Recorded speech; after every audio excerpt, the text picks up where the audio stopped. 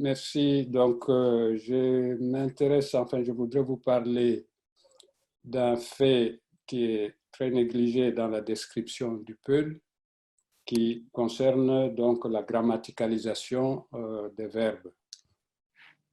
Donc, à travers un de ces verbes-là, qui est le verbe tauder, trouver.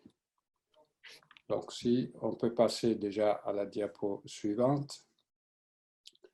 Voilà, donc il y a ce qui est classique, la situation du Peul, qui est décrit en bas. C'est une langue d'une trentaine de millions de locuteurs qu'on trouve dans la zone soudano-sahélienne, allant de la Mauritanie au Soudan. Bon, mais ce n'est pas l'aspect qui nous intéresse le plus. Donc, ce qui nous intéresse le plus, c'est le verbe tauder, qui est l'un des 10 verbes les plus courants en poulard. Le poulard étant la variante dialectale du Peul, Sénégal, Mauritanie et ouest du Mali, d'où seront tirés les exemples et les observations. Donc, nous examinerons dans l'exposé, ou on tentera du moins, de voir les emplois du verbe en tant que prédicat lexical et en tant que conjonction. Donc, diapo suivante, emploi en tant que prédicat lexical. Dans ces emplois en tant que prédicat lexical, tauder va apparaître dans des propositions de type sujet, verbe, objet. Évidemment, ce n'est pas dans l'ordre de sujet, verbe, objet, mais que de toutes les façons, il y a un sujet, un verbe et un objet, pour rejoindre la discussion de ce matin. Donc, en gros, ce qu'on appelle les verbes transitifs. Alors, le verbe équivaut sommairement en français à trouver, sans que le domaine couvert par tauder et trouver du français ne se recoupe entièrement. Donc, je vais tenter une définition, si vous voulez, c'est-à-dire que, bon, en effet, à un procès, tauder va renvoyer à un procès qui met le sujet en présence de l'objet, le sujet étant jusque-là en dehors du domaine de l'objet. C'est ça, c'est-à-dire en paraphrase, le sujet réalise la présence d'un objet qui était hors de vue. Le sujet acquiert un objet qu'il n'avait pas. C'est ce qui est illustré ici. Il y a deux amis qui ont eu, enfin, il y a eu un problème. L'un des amis, Amadou, va aller chez Hamadi, qui était fâché contre lui pour essayer de comprendre. Donc, Amadou yehigalle Hamadi, Otawi, donc voilà le verbe, Otawi Hamadi inajodi. Donc, Amadou alla chez Hamadi, il trouva Hamadi qui était assis. Donc, on passe à la diapo suivante. Donc, et en tant que prédicat lexical, tauder va prendre contextuellement plusieurs valeurs, des valeurs qui vont dépendre du sujet, c'est-à-dire des propriétés primitives du sujet, c'est-à-dire si on a un sujet animé ou un sujet inanimé, et et voilà, attendez, oui. Alors, ces nuances de sens vont se décliner ensuite par rapport aux propriétés de l'objet. Donc, c'est selon les propriétés du... C'est quelque chose de banal, c'est-à-dire le sens d'un mot va c'est recalculé en fonction du contexte qui l'environne. Alors, lorsque le complément d'objet direct est un nominal, c'est-à-dire un nom, un terme lexical plein, tauder va prendre deux valeurs qui dépendent elles-mêmes des propriétés primitives, c'est ce que je viens de dire, du sujet. Alors, si le sujet est inanimé, la valeur équivaut en français à trouver quelque chose ou tomber sur quelque chose. C'est ce que, voilà, quelqu'un qui va prendre congé Alors, l'ami qu'il va quitter lui dit, si tu reviens demain, tu ne vas pas me trouver. Évidemment, c'est un exemple, je dirais, banal. C'est-à-dire, donc, il y a tu qui est animé. Et voilà, donc, alors, ce qu'il faut souligner, qui est une très grande différence, c'est que Taudé n'a pas le sens de découvrir quelque chose, comme en français. C'est-à-dire que là, par exemple, qui cherche trouve, on n'utilisera jamais en Peul ce verbe-là. Alors, donc, avec un sujet inanimé, diapo donc, suivante. Voilà, avec un sujet inanimé, par exemple, lorsque Taudé se rapporte à un nom renvoyant à l'espace-temps, c'est-à-dire la désignation de ce qui est autour, un événement ou une chose, il prend le sens de se produire par rapport à l'objet. Arriver à l'objet. Donc, c'est ce que nous avons ici. On parle de quelqu'un qui est méfiant, donc on dit, on s'étonne de ce que, pourquoi il est méfiant. Et on dit, do, ici, do, haibat, tawatamo, do. Ici, rien, mot à mot, donc on ne le trouvera, oui, rien ne le trouvera, non, haibat, pas trace de choses. Ne trouveront lui ici, donc rien ne lui arrivera. Je ne sais pas si dans le débit, le rythme, j'en suis à combien de temps? C'est bon? Oui, c'est très bien, tu es à peu près à Bon, la ok. moitié, à peu près à la moitié. Bon. Alors, voilà, maintenant, le sujet, lorsqu'il représente un nom spatio-temporel, ça peut arriver, c'est ce qui se passe ici, quelqu'un qui parle de la vidéo suivante, donc quelqu'un qui va parler de la visite d'une foire. Il dit Hanki, Hanki Miehi, non, c'est la vidéo, voilà. Hanki Miehi Lumo Changol Soabe, la phrase hier, je suis allé à la foire de Changol Soabe. Alors, ce qui nous intéresse, c'est Waktu Jena Posubaka Koton Tawimi. C'est là-bas que m'ont trouvé 9 h du matin. Donc, c'est impossible à traduire en français comme ça. Donc, à 9 h du matin, j'étais déjà là-bas. Voilà. Dans les deux exemples, en règle générale, ce qui est donc important pour ce verbe, en tout cas, c'est qu'il y a toujours un circonstant qui est exprimé. C'est-à-dire trouvé et explicitement dit, l'espace-temps est dit. Alors, ce qu'on trouve, c'est l'adverbe, c'est des démonstratifs déictiques adverbiaux et un ensemble de constructions qui renvoient à des circonstances. Alors, ça, c'est l'exemple 5. Donc, la vidéo après. Donc, alors, c'est le cas. Donc, voilà, c'est quelqu'un qui cherche un bracelet. Donc, Souti Njaganao, il souleva l'oreiller. Au Tawingo, Ngo va renvoyer au bracelet. Il le trouva, donc, et laisse Njaganao sous. Évidemment, si on enlève, oui, ça aurait pu aller, mais il y a un circonstance qui est ajouté. Voilà, donc maintenant, ça, c'est des constructions avec des nominaux qui sont explicites. Alors, l'un des compléments de ce verbe va être une proposition complétive objet. Diapo numéro 6. Donc, quelqu'un a eu un accident, donc on l'a amené chez le médecin. Donc, voilà. Deminjehito docteur Oyevi, Otavi Koingal ngal ko kelngal.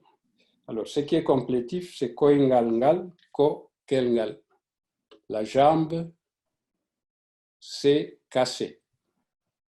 Donc, Oyevi, c'est le médecin examina, il trouva la jambe s'est cassée. Donc, il ne va pas trouver le médecin, il constate. Donc, ça va prendre la valeur de constater. L'exemple 7, qui est un peu long, va donc en 7, donc c'est le cas particulier d'emploi dans une locution conditionnelle. so, si, plus tawi, s'il s'est trouvé que. Alors, dans ce long exemple qui est en dessous, c'est la phrase so tawi adaƴƴoƴi qui nous intéresse. Si c'est trouvé, tu es dans l'état et intelligent. Ce qui équivaut à si effectivement, si réellement tu es intelligent. Donc, ça veut dire quoi? C'est un proverbe, oui. Cela nous lime, so a yehi duppuro e gawri fof. So tawi aɗa ƴoƴi, so a yehi duppa ñaande. Donc, il y a un contexte aussi, j'ai essayé de mettre ça en note. En gros, le roi va demander d'aller brûler et village et récolte. On ne doit pas désobéir au roi, donc si on va, il faut trouver une ruse. Donc, so tawi aɗa ƴoƴi, s'il se trouve que tu es intelligent. Dans ce cas, tu vas brûler les déchets aux abords du village, tout le monde est content. Voilà, donc en gros, so tawi aɗa ƴoƴi, voilà. Donc ça, c'est des emplois en tant que prédicat, c'est-à-dire l'information que je veux dire porte sur trouver. Donc ce qui nous intéresse, donc la grammaticalisation, c'est les emplois du verbe en tant que conjonction. C'est-à-dire, dans les grandes lignes, en tant que, voilà, ça c'est en tant que conjonction, en tant que... Alors, il faut mettre en évidence, c'est-à-dire pourquoi je peux parler d'une valeur conjonctive. C'est-à-dire que, bon, ça, si c'est un peu long, on va essayer de résumer. Donc, on s'intéresse donc à la phrase 8. Voilà, très bien, merci. Donc, il est question d'un locuteur qui parle de son retour au village. Njettimi ɗo ko hanki jam, tawi yimɓe fof ɗanima. Donc, nous avons tawi qui se trouve là. Donc, ceci est analysé en 9. On peut passer tout de suite. Voilà, en 9. Donc, le contenu propositionnel de ce qui vient d'être dit, c'est moi, arrivé hier dans la nuit. D'un autre côté, je vais énoncer ce prédicat, dormir par rapport aux gens. Donc, il y a moi arrivé, il y a les gens dormir. Donc, njettimi ɗo hanki jam, je n'énonce que le premier contenu. Tout est bon. Tawi yimɓe fof ɗanima, tout seul, ne peut pas fonctionner. Mais je peux me contenter de dire yimɓe fof ɗanima. Auquel cas, il n'y a aucune relation entre les deux propositions. Tout le monde dormait. Je n'ai pas établi de relation syntaxique, je veux dire explicite. Ce qui veut dire qu'on passe donc à la vidéo, même on peut, voilà celle-là. Donc on obtient, on insère là-dedans tawi, je suis arrivé, et lorsque je suis arrivé, il s'est trouvé que la proposition suivante que je vais énoncer, il s'est trouvé qu'elle est réalisée. Donc ça produit, je suis arrivé hier dans la nuit, alors que tout le monde dormait. Ah oui, et qu'il se trouvait que non, ça ne peut pas marcher. Alors, donc là, je vais essayer ça, on a parlé de ça. Donc, on a, si on supprime donc tawi, dans ce contexte, il n'y a pas, les phrases ne seront pas organisées. Yettimiɗo hanki jamma, oui, yimɓe fof ɗanima. Les gens se sont endormis. Non, ça ne marche pas. Bien que ça soit syntaxiquement correct. Donc, du coup, je tire de ça un certain nombre de choses. Voilà, il faut que je me retrouve là-dedans. Bon, en gros, ce que je vais dire, il y a tawi, la prédication ne porte pas sur trouver. Donc, la suppression de tawi va désorganiser la phrase. Donc, du coup, tawi va servir à organiser les phrases. Donc, il y a, et tawi garde quand même son sens lexical. Donc, du coup, il y a un terme lexical qui va remplir une fonction grammaticale nécessaire à la phrase. Voilà pourquoi donc on peut parler de grammaticalisation. Alors, donc, il y a plusieurs formes de ce verbe vont servir dans... voilà, le verbe est impersonnel, ça c'est très important. C'est-à-dire qu'il n'y a pas de sujet énoncé. Donc, plusieurs de ces formes, 5 formes verbales, vont servir donc à réaliser ces opérations. Ici, on s'intéresse à 2 de ces formes. Donc, on passe au numéro 9, on a déjà fait. C'est moi qui suis en avance. Donc, on passe à la vidéo suivante, si on voit. Ah, voilà. Valeur privative, donc c'est avant. Oui, c'est ça. On revient en arrière, excusez-moi. 10. Ça, c'est pas 10, c'est pas numéroté. Ça, c'est 9. Alors, 10 n'existe pas. Bon, ben, c'est un accident dans la numérotation.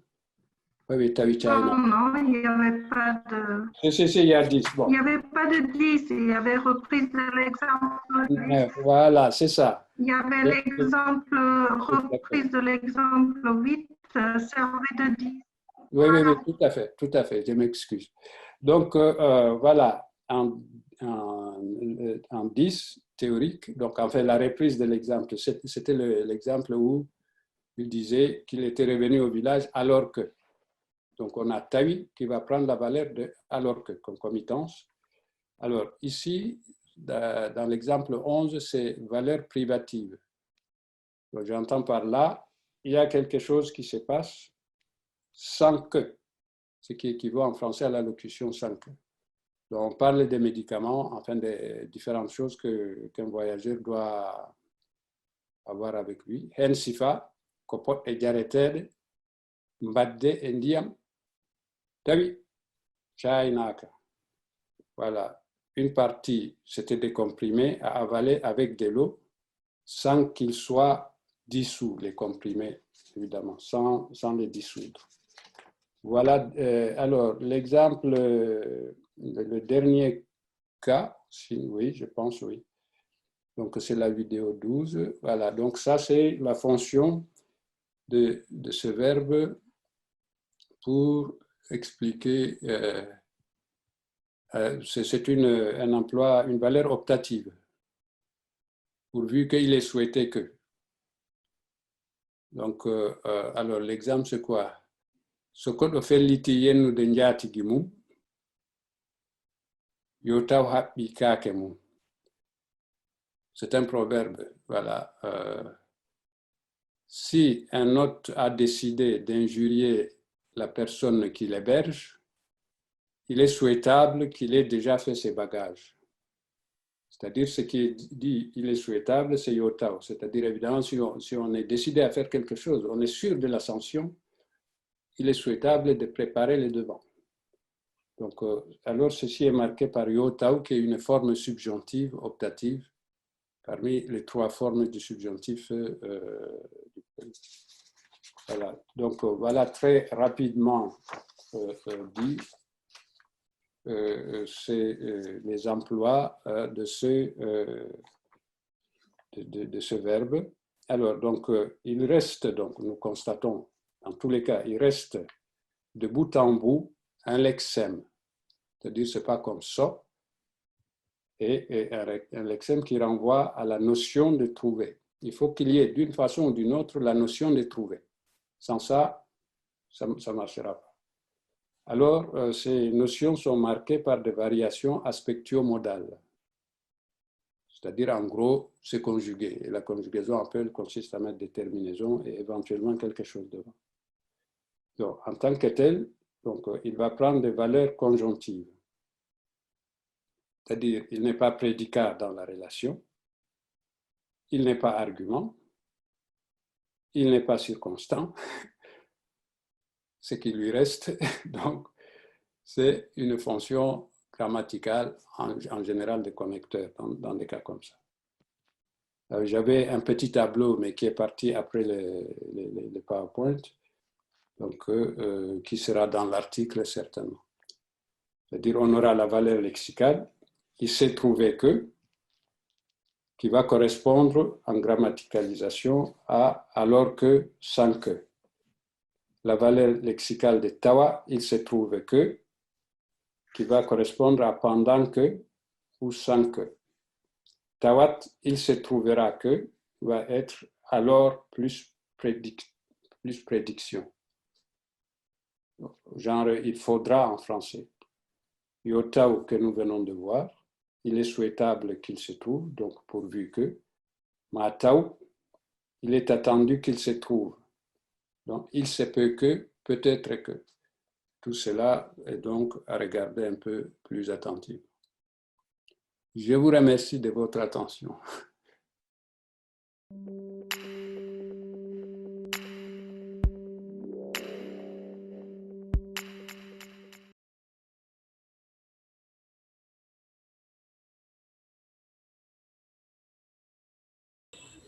Je suis Guy Roger Syria Gombe Aponza, maître de conférence de linguistique en fonction à l'université Marien Ngouabi de Brazzaville en République du Congo.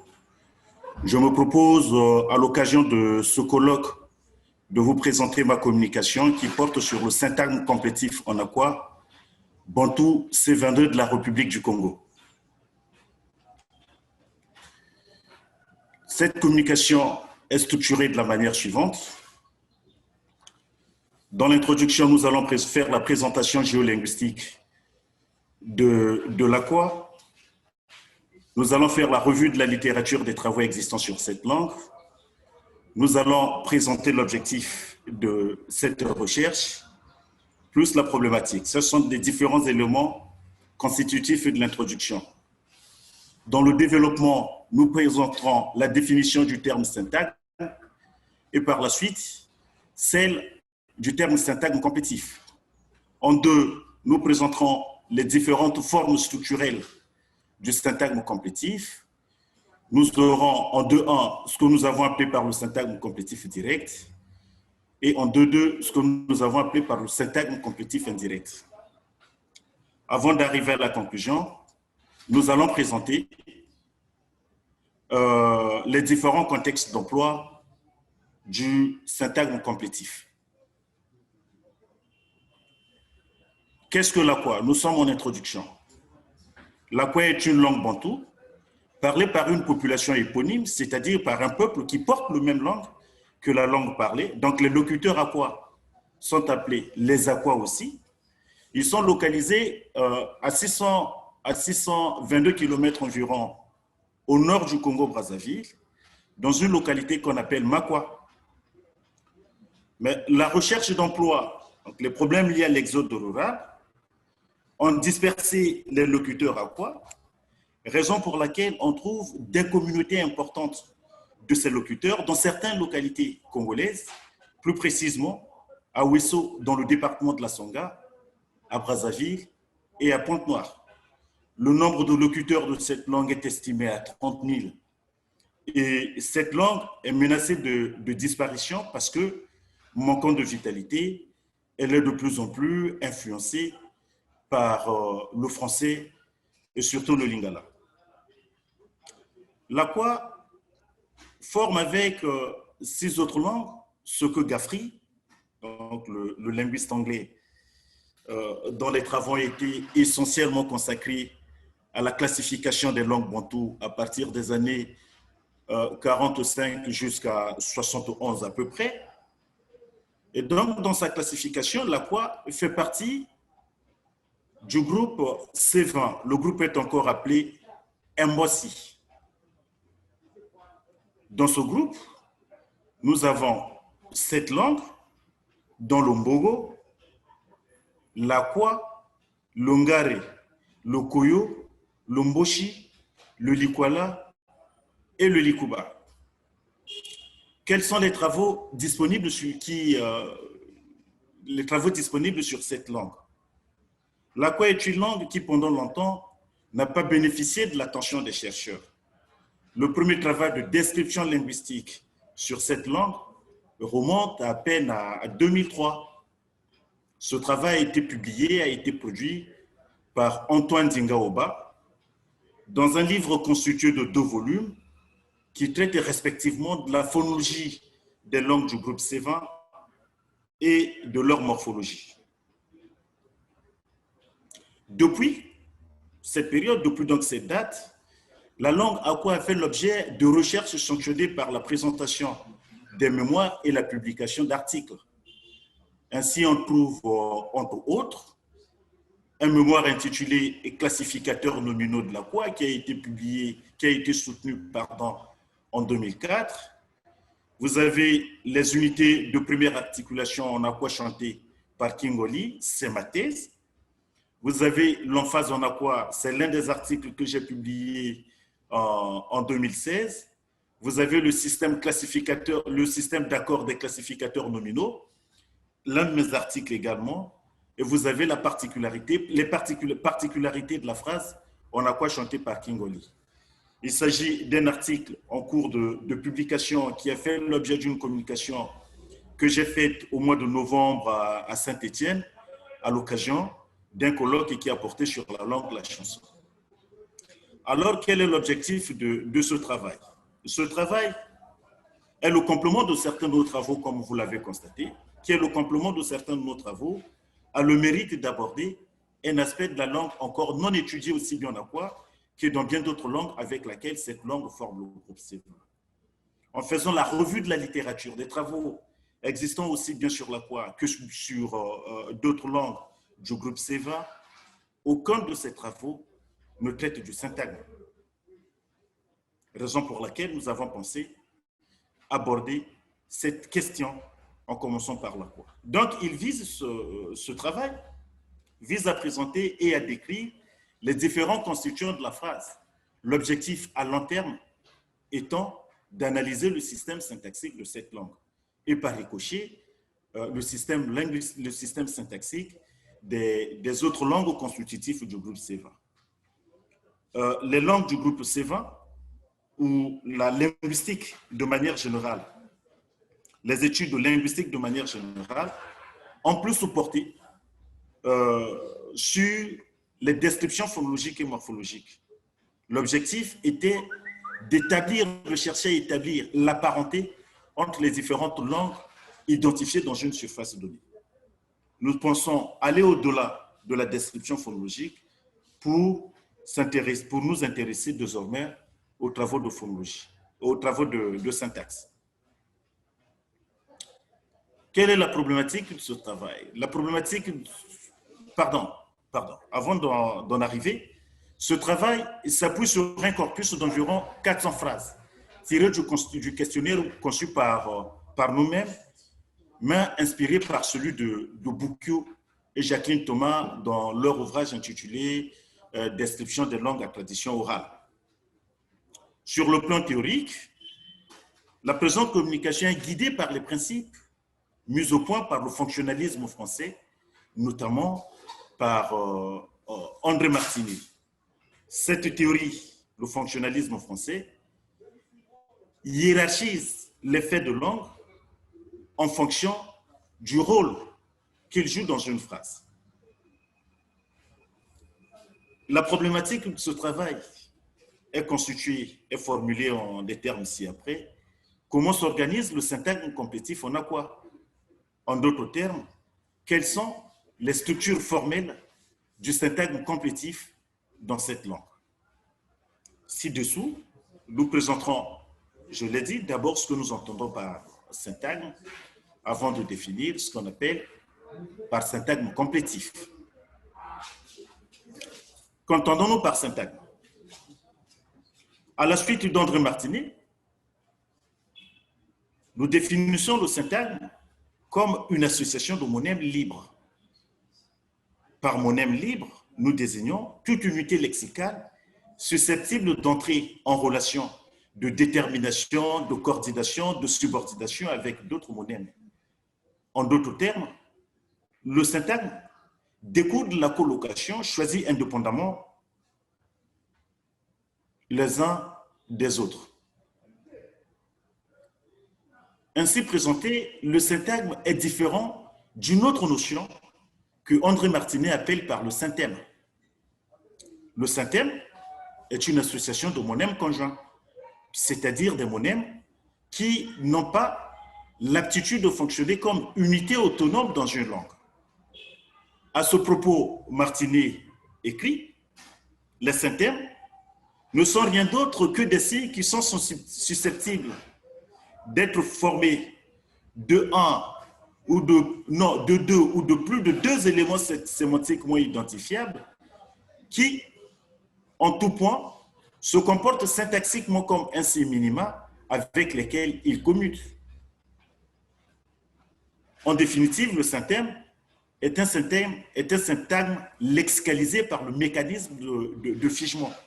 Donc, il s'agit au départ des syntagmes qui, par le mécanisme de figement, quittent le statut de syntagme pour désormais fonctionner comme des synthèmes, donc comme des mots qui ont le statut de mots composés. Si sur le plan théorique, la distinction entre ces deux notions, syntagme et synthème, est clairement établie, leur illustration dans la pratique pose d'énormes problèmes. La frontière entre les deux n'est toujours pas facile à établir. L'établissement de la frontière entre les deux n'est toujours pas facile à distinguer.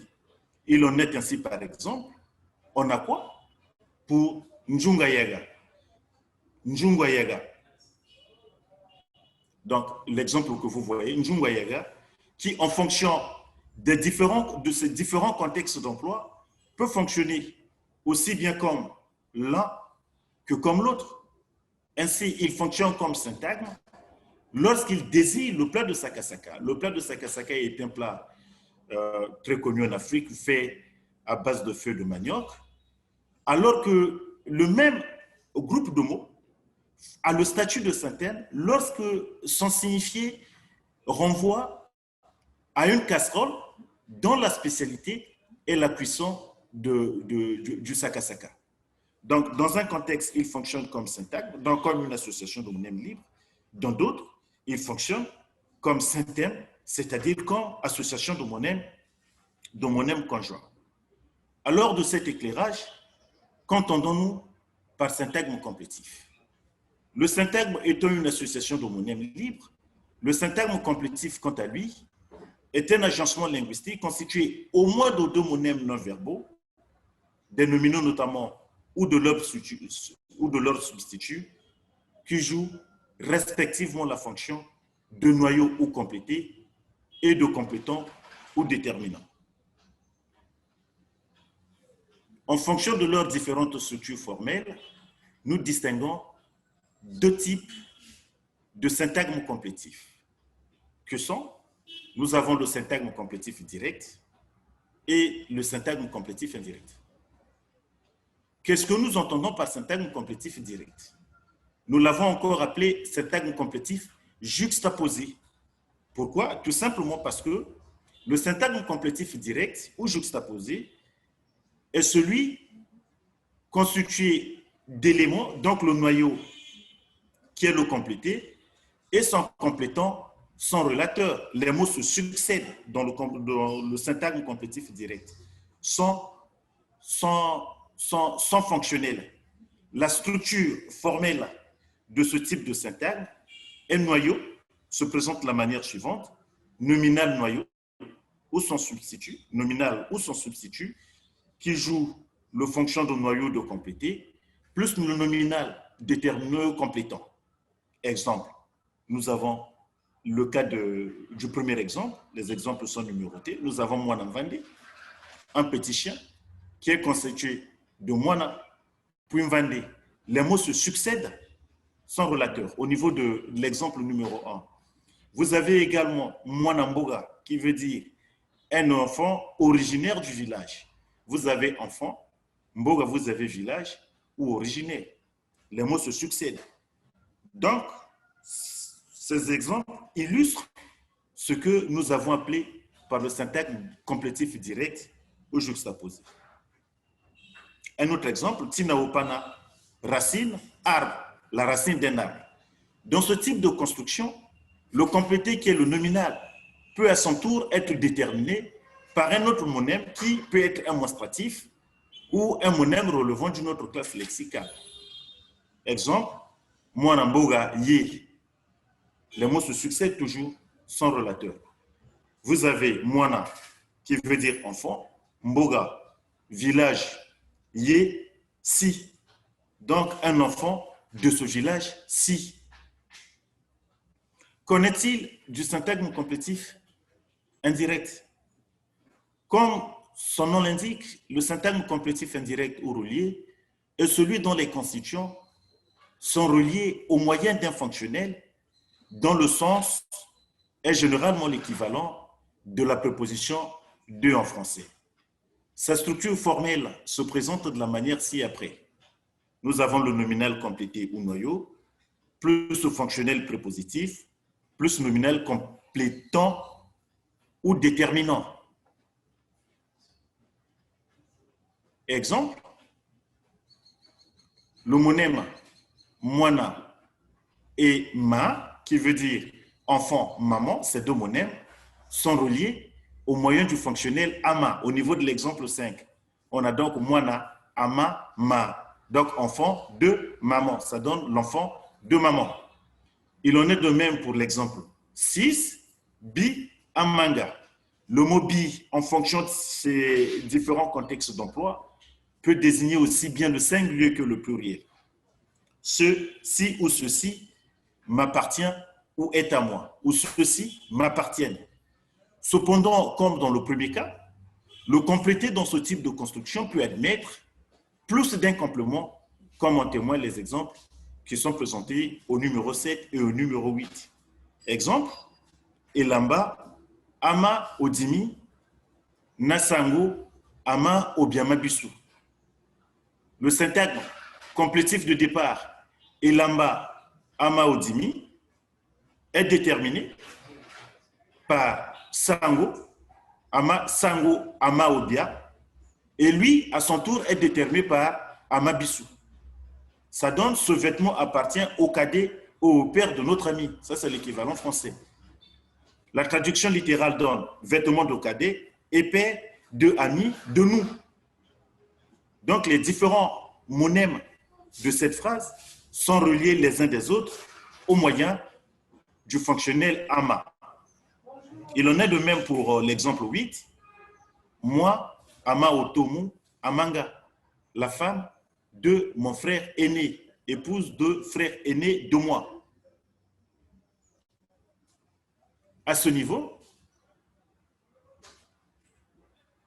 il convient de relever que lors d'un mot dont le syntagme complétif est irréversible, surtout le syntagme complétif juxtaposé, est irréversible.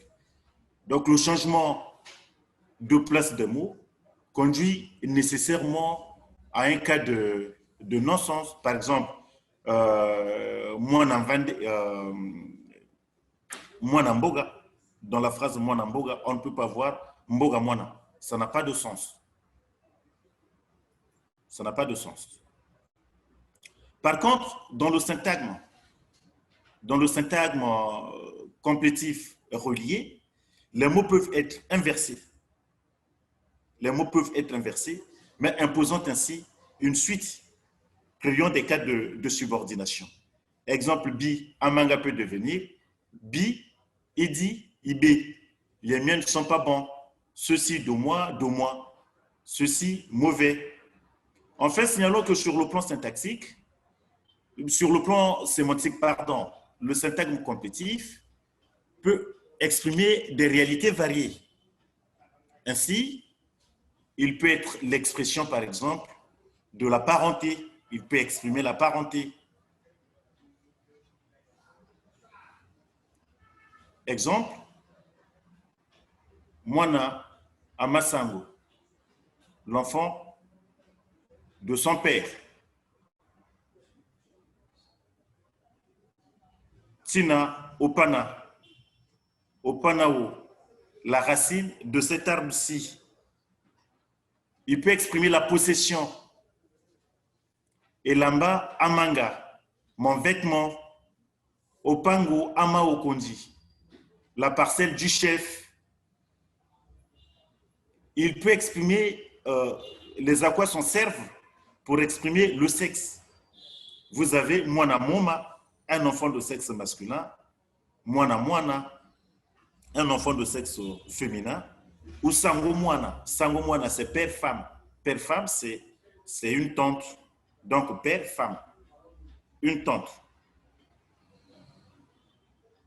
Il peut préciser également la nature d'un objet. Ndago Yachenge, c'est-à-dire une maison en terre battue. Après ce qui vient d'être dit, que pouvons-nous retenir en définitive? Cette étude permet de faire le constat sans lequel il existe deux types de syntagme complétif en aqua, notamment le syntagme complétif direct et le syntagme complétif indirect. Elle permet par ailleurs, elle pose un problème très important parce qu'elle permet de poser les jalons susceptibles de faciliter l'étude de certaines composantes de la phrase en aqua qui n'a jamais bénéficié de l'attention des linguistes de ce côté. Merci pour votre attention. J'en ai terminé.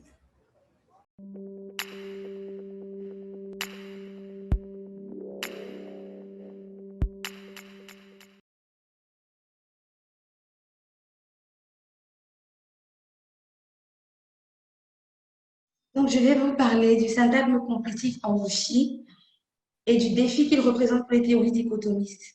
Et d'abord, je vous présenterai brièvement la langue le wuxi, qui est une langue de la famille bantou parlée au Cameroun.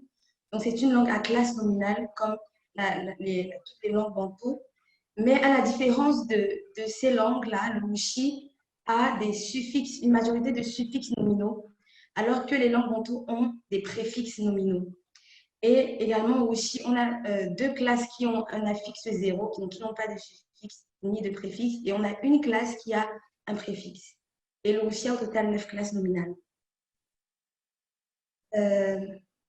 Donc, je vais d'abord vous présenter la morphologie, la théorie de la morphologie distribuée, sur laquelle je me suis appuyée pour analyser le syntagme complétif en wuxi. Mais avant d'entrer dans les détails de la morphologie distribuée, je parlerai de la grammaire générative parce que la théorie de la morphologie distribuée prend sa source dans la grammaire générative. Et ensuite, j'illustrerai cette théorie par des exemples du français et du wuxi.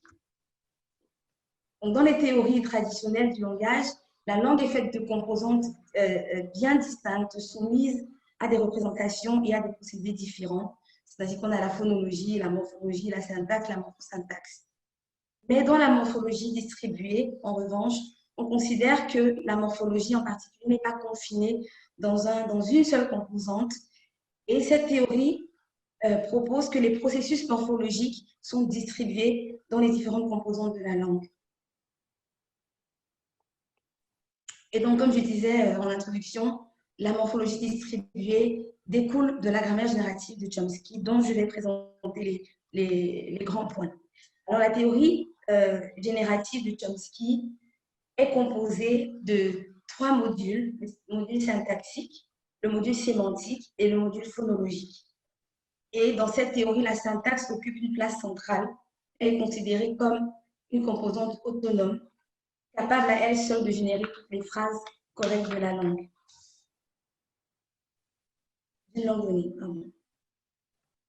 Alors, la morphologie distribuée diffère de la grammaire générative sur plusieurs points. D'abord, on a l'absence d'une composante exclusivement dédiée au lexique, puisque dans la grammaire générative, le lexique occupe une place très importante. Et aussi dans la grammaire générative, puisque le lexique occupe une place centrale, le mot également est très important. Or, nous savons que la notion de mot est délicate, puisqu'en effet, comment définir le mot? Est-ce qu'il faut le définir en termes orthographiques, sémantiques ou morphologiques? Et la question de sa définition, la définition du mot, n'est qu'une des questions parmi d'autres suscitées par ce terme. Et c'est pourquoi, dans la morphologie distribuée, on ne s'intéresse pas aux mots, mais plutôt aux morphèmes, aux entrées lexicales. Et ici, les affixes, tout comme les bases nominales ou autres, sont considérés comme des morphèmes, des entrées lexicales à part entière. Ensuite, ici, on rejette l'idée qu'il existe une composante spécifique responsable des processus morphologiques uniquement, mais plutôt que les phénomènes morphologiques peuvent se produire avant ou après la syntaxe. De plus, dans cette théorie, les catégories syntaxiques sont abstraites. Elles consistent en des traits morphosyntaxiques et leur forme phonologique n'est insérée qu'après l'application des processus syntaxiques et morphologiques. Et les expressions phonologiques sont appelées les items de vocabulaire ou vocabulary items. Donc, dans la grammaire générative, on a l'arbre syntaxique avec les mots qui sont explicités, qui sont élicités. Tandis que dans la morphologie distribuée, ce sont plutôt les traits syntaxiques qui sont présentés et ce n'est qu'à la fin, donc dans la partie phonologique, l'expression phonologique de la construction, de la structure, que le terme, donc l'item de vocabulaire, est explicité. Alors, aussi, les structures syntaxiques et morphologiques sont identiques dans la morphologie distribuée. Ce qui veut dire que les mots complexes, les mots et les syntagmes sont représentés de manière identique, comme des constructions syntaxiques. Donc, on ne fait pas de différence dans la représentation entre les mots et les syntagmes. Et nous verrons plus clairement avec les exemples tout à l'heure. Dans cette théorie, le morphème est un nœud syntaxique ou morphologique et possède des traits morphosyntaxiques, comme je le disais tout à l'heure. Et donc là, on peut voir la structure de la représentation des constructions. On a la deep structure, donc la structure profonde, surface structure, logical form, qui est la sémantique, morphological structure, et c'est à ce niveau, morphological structure, la structure morphologique, que les items de vocabulaire sont insérés pour être exprimés donc, dans la forme phonologique. Plusieurs opérations morphologiques peuvent altérer la structure syntaxique et ou la forme phonologique des expressions. Il s'agit principalement de la jonction, de la fusion et de la fission des règles de réajustement. Mais avant de parler de ces opérations, je voudrais brièvement expliquer ce schéma. Alors ici, donc, comme je disais tout à l'heure, les nœuds syntaxiques comportent non pas les mots, mais plutôt les traits morphosyntaxiques. Donc ici, on a un exemple tiré de Hall et Marantz, et c'est une phrase de l'anglais. Donc là, par exemple, on peut voir que le sujet qui est dans DP, le sujet D, a les traits troisième personne et pluriel. Donc en anglais, on sait que c'est they, et donc dans la phrase, le sujet sera they. Ensuite, le verbe ne doit pas être participe ni au passé, et donc c'est au présent, forcément. Et donc on aura un verbe au présent, par exemple sleep ou eat. Et le verbe doit être suivi d'un adverbe. Donc la phrase pourrait être they eat slowly ou they sleep deeply, etc. Donc dans le vocabulaire de la langue, on choisit des termes dont les traits morphosyntaxiques correspondent aux traits morphosyntaxiques représentés dans la structure. Et donc je parlais des opérations morphologiques qui peuvent altérer donc, les structures syntaxiques ou morphologiques, phonologiques. Et ces opérations aussi seront appliquées dans les exemples que nous verrons tout à l'heure, sauf la fission, que je n'illustrerai pas.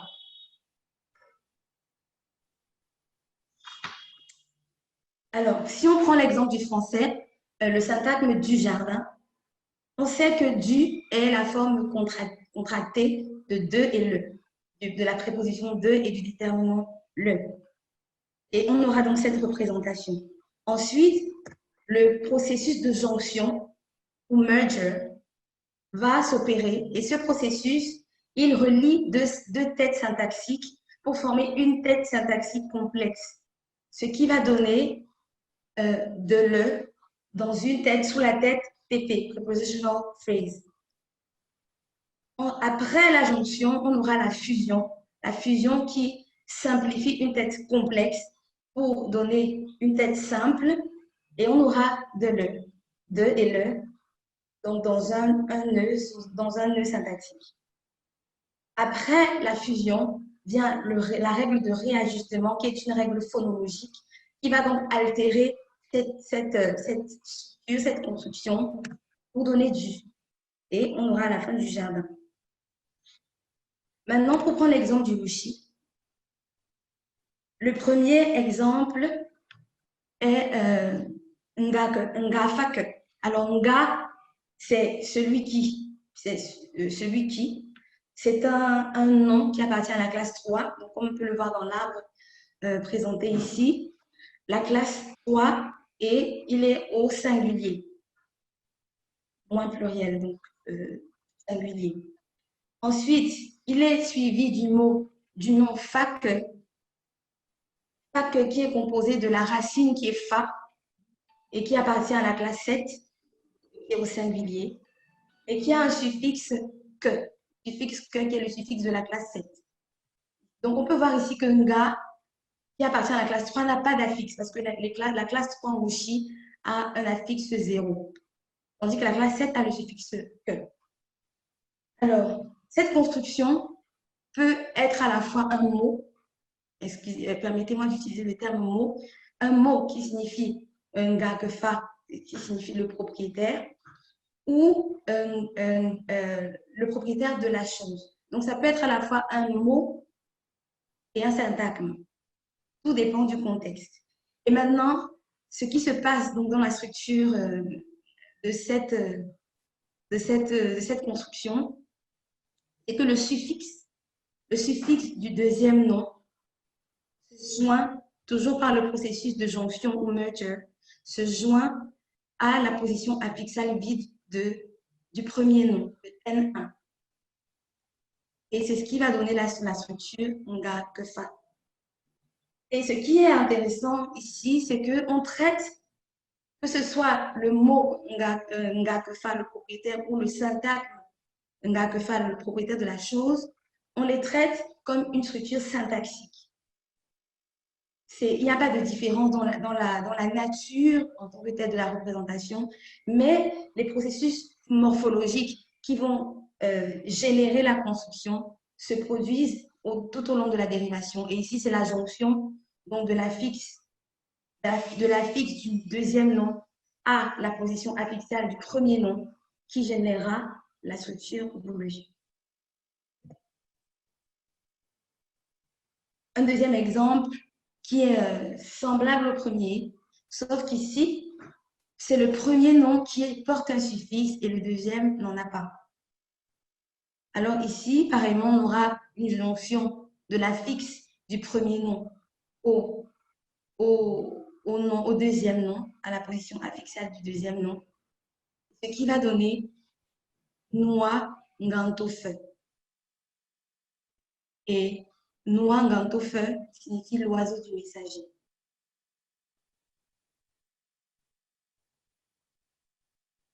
Le dernier exemple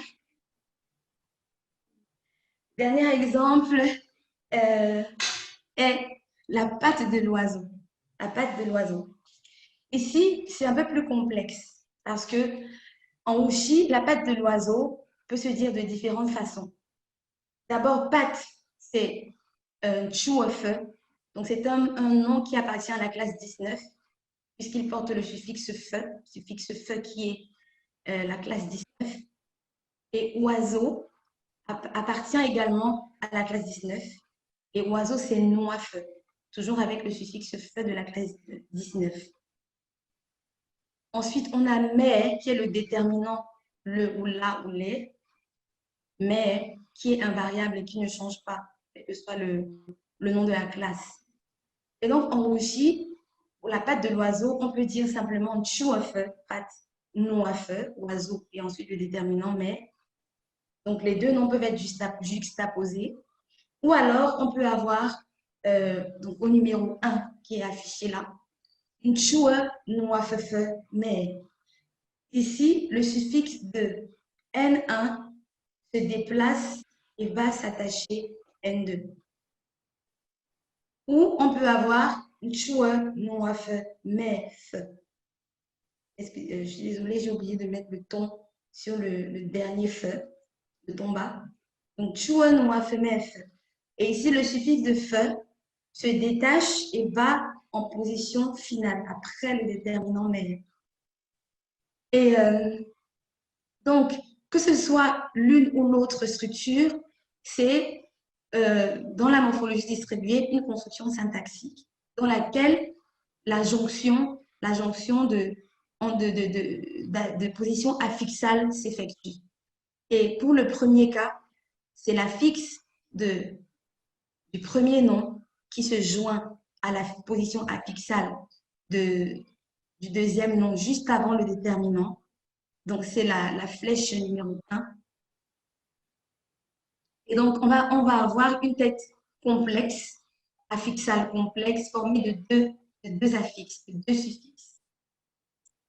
Et la deuxième possibilité sera le déplacement du suffixe de N1 à la position affixale qui est juste après le déterminant mais, pour former, encore une fois, une tête complexe composée du déterminant et de l'affixe.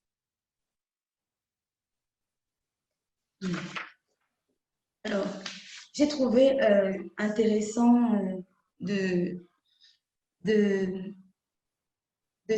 m'appuyer sur cette théorie, bien que je ne me considère pas comme une chomskienne adepte de la théorie générative, hein, non.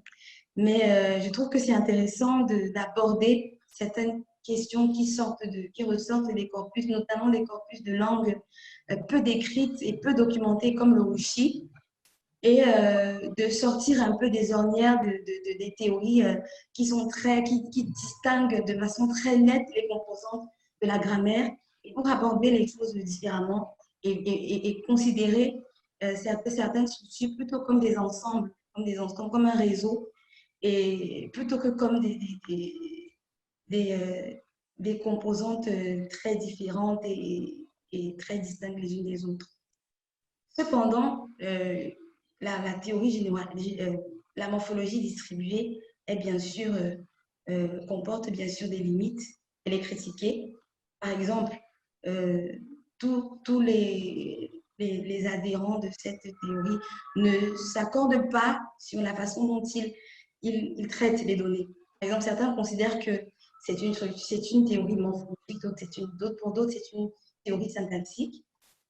Et en plus de ça, le fait que la composante morphologique soit rejetée est également critiqué, étant donné qu'il y a des procédés et des transformations qui sont typiquement morphologiques. Par exemple, la productivité, la capacité qu'a la morphologie de créer de nouveaux mots par affixation, par exemple, qui est une caractéristique qui est propre à la morphologie et qui la distingue de la syntaxe. Et également, certaines critiques adressées à la morphologie distribuée avancent qu'il est réducteur d'assimiler la structure syntaxique à la structure morphologique, car la syntaxe est beaucoup plus complexe que la morphologie.